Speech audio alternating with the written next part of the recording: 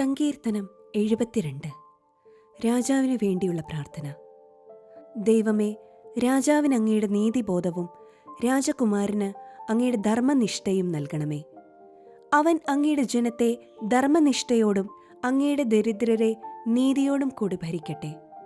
നീതിയാൽ പർവ്വതങ്ങളും കുന്നുകളും ജനങ്ങൾക്ക് വേണ്ടി ഐശ്വര്യം വിളയിക്കട്ടെ.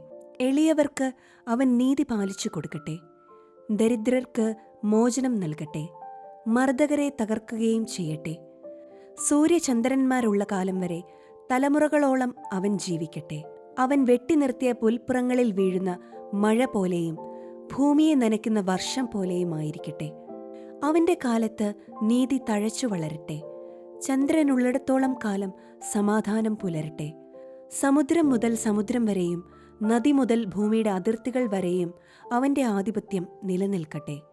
വൈരികൾ അവന്റെ മുൻപിൽ ശിരസ് നമിക്കട്ടെ. അവന്റെ ശത്രുക്കൾ പൊടിമണ്ണ് നക്കട്ടെ.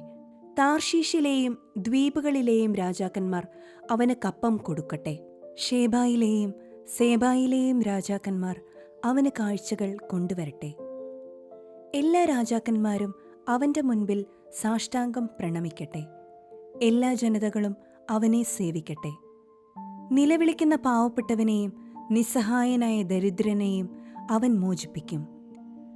ദുർബലനോടും പാവപ്പെട്ടവനോടും അവൻ കരുണ കാണിക്കുന്നു. അഗതികളുടെ ജീവൻ അവൻ രക്ഷിക്കും. പീഡനത്തിൽ നിന്നും അക്രമത്തിൽ നിന്നും അവരുടെ ജീവൻ അവൻ വീണ്ടെടുക്കും. അവരുടെ രക്തം അവന് വിലയേറിയതായിരിക്കും. അവന് ദീർഘായുസ്സുണ്ടാകട്ടെ. ഷേബായിലെ സ്വർണം അവന് കാഴ്ചയായി ലഭിക്കട്ടെ.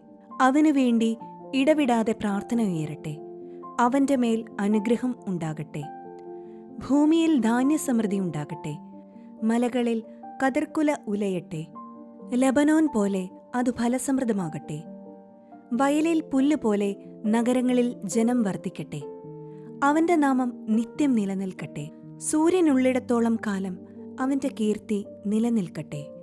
അവനെപ്പോലെ അനുഗ്രഹീതരാകട്ടെ എന്ന് ജനം പരസ്പരം ആശംസിക്കട്ടെ.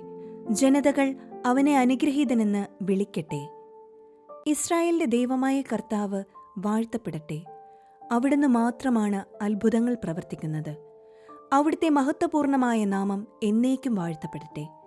അവിടുത്തെ മഹത്വം ഭൂമിയിലെങ്ങും നിറയട്ടെ. ആമേൻ, ആമേൻ. ജസ്സയുടെ പുത്രനായ ദാവീദിന്റെ പ്രാർത്ഥനയുടെ സമാപ്തി.